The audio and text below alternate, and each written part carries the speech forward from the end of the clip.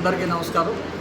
ఈరోజు NTR district commissioner Shri PHD Ramakrishna గారి ఆదేశాల మేరకు ఇబ్రహీంపట్నం మండలంలో మైలవరం కాన్స్టిట్యున్సీ ఇబ్రహీంపట్నం మండలంలో అన్ని రాజకీయ పార్టీల ప్రతినిధులకు కూడా కౌంటింగ్ ప్రక్రియ సజావుగా జరిగేటట్టుగా నియమ నిబంధనలన్నీ కూడా అందరికీ ఈ ముత్తవరం కళ్యాణ మండపంలో అందరికీ కూడా వివరించడం జరిగింది.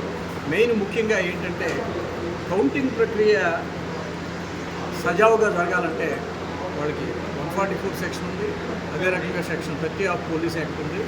ఈ రెండు ఉన్నప్పుడు ఎవరో కూడా లార్జ్ గ్యాదరింగ్స్ జరగకూడదు.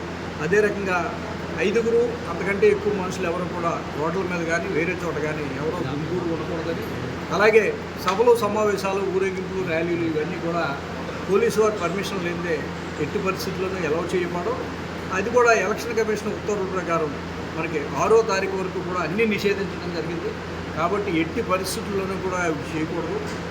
తర్వాత అంతేకాకుండా వీళ్ళెవరు కూడా లాడ్జెస్లోనూ అలాగే హోటల్స్లోనూ కళ్యాణ మండపాల్లోనూ కూడా అనాథరైజ్డ్గా ఎవరు వచ్చి ఊరికే ఈ పార్టీ కార్యకర్తలకి వాళ్ళకి రూమ్స్ అది ఇవ్వకూడదని చెప్పి ఒకవేళ ఇవ్వాల్సిన పరిస్థితి వచ్చింది అని అంటే ఎవరికైతే దూర ప్రాంతాల నుంచి వచ్చిన వాళ్ళు ఉదయమే కౌంటింగ్కి వెళ్ళాలి, ఈరోజు రాత్రి మేము దగ్గరలో ఉండాలి అని అనుకున్నట్టయితే ఏదో హోటల్లో తీసుకోవచ్చు రూము. కానీ ఎవరికైతే ఏజెంట్ పాస్ ఉందో ఆ ఏజెంట్ పాస్ అలాగే ఐడెంటిటీ కార్డు రెండు ఉంటేనే ఓన్లీ ఆ పర్సన్కి మాత్రమే రూమ్లో అలౌ చేయడం జరుగుతుంది. అతనితో పాటు 10 మంది వచ్చి మేము ఆ రూమ్లో ఉంటామంటే ఎట్టి పరిస్థితుల్లోనూ అలౌ చేయబడదు. ఇవన్నీ కూడా ఎలక్షన్ కమిషన్ రూల్స్ని అతిక్రమించినట్టే, మోడల్ కోడ్ ఆఫ్ కాండక్ట్ అతిక్రమించినట్టే, వాళ్ళ మీద క్రిమినల్ కేసెస్ రిజిస్టర్ చేయబడతాయి.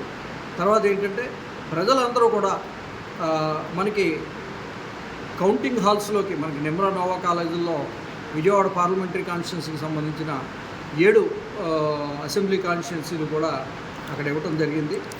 వాటిలోకి ఏంటంటే మనం కౌంటింగ్ సిబ్బంది, అదే రకంగా పోటీ చేసిన అభ్యర్థి, తర్వాత అభ్యర్థి తాలూకు ఒక ఏజెంట్, కౌంటింగ్ ఏజెంట్, అంతే అంతవరకు అలౌ చేయడం జరుగుతుంది. మిగిలిన వాళ్ళు ఎవరిని కూడా దరిదాపుల్లో కూడా ఉండవు. తర్వాత ఎవరో కూడా గ్యాదరింగ్స్ ఉండటానికి లేదు. దీనికి పకడ్బందీగా కౌంటింగ్ బందోబస్తు ఏర్పాట్లు మా సిపి గారు దగ్గరుండి డైరెక్షన్ ఇచ్చి ఏ రకంగా చేయాలనేది ఏర్పాటు చేయడం జరుగుతుంది. మీరు కౌంటింగ్ కేంద్రం దగ్గరికి వెళ్ళి మీరు అర్థం చేసుకుంటే ఏ ఒక్కడో కూడా లోనికి వెళ్ళటం ఎంత కష్టం అనేది మీకు అర్థమవుతుంది. కాబట్టి ప్రజలందరూ కూడా సహకరించి ఈ కౌంటింగ్ ప్రక్రియను కూడా సజావుగా జరిగేటట్టుగా చూస్తారని, చక్కగా ఎన్నికలు ప్రశాంతంగా జరిగేటట్టుగా ప్రజలందరూ సహకరించారు. చాలా బాగా జరిగినాయి. అదే రకంగా రాష్ట్రంలో మిగిలిన చోట్ల జరిగిన విధంగా కాకుండా ఇక్కడ కూడా కౌంటింగ్ ప్రక్రియ సజావుగా జరగాలని చెప్పి ప్రజలందరూ సహకరించాలని కోరుతున్నాం. అంతేకాకుండా మనకి ఎంసీసీ వైలేషన్ కేసెస్లో కానీ లేకపోతే ఎలక్షన్ టైంలో వాళ్ళు గొడవలు పడిన కేసెస్లో కానీ వీళ్ళందరూ కూడా అరెస్ట్ చేసాం. అరెస్ట్ చేసిన వాళ్ళని 107 సిఆర్పిసి కింద బైండ్ ఓవర్ చేయించడం కూడా జరిగింది.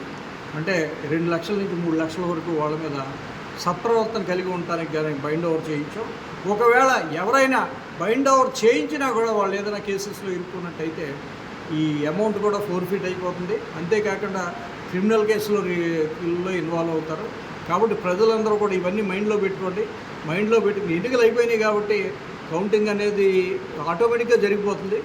దీని గురించి అనవసరంగా గొడవలు పడి కేసుల్లో ఇరుక్కుని జీవితాంతం కేసుల చుట్టూ తిరుగుతాం, వాళ్ళ పిల్లల భవిష్యత్తును పాడు చేసుకోవటం ఇవన్నీ చేయకుండా కౌంటింగ్ ప్రశాంతంగా జరిగేటందుకు గాను అందరూ సహకరిస్తారని ఆశిస్తున్నాం.